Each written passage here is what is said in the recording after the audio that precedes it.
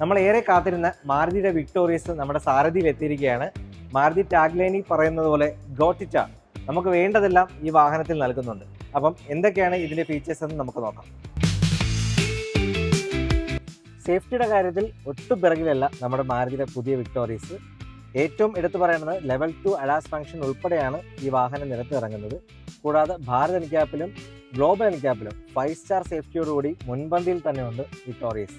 പിന്നെ 6 air bag സ്റ്റാൻഡേർഡാണ്. ESP, hill hold മുതലായ എല്ലാത്തരം സേഫ്റ്റി ഫീച്ചേഴ്സും ഈ മോഡലിൽ മാരുതി ഉൾപ്പെടുത്തിയിട്ടുണ്ട്. മറ്റൊന്ന്, ഈ വാഹനത്തിന് എടുത്തു പറയത്തക്കുള്ളൊരു കൺവീനിയൻറ്റ് ഫീച്ചറാണ് smart powered tail gate with gesture control. ഇത് നമുക്ക് വളരെ കൺവീനിയൻ്റ് ആയിട്ട് ഈ വാഹനം യൂസ് ചെയ്യാൻ സാധിക്കും.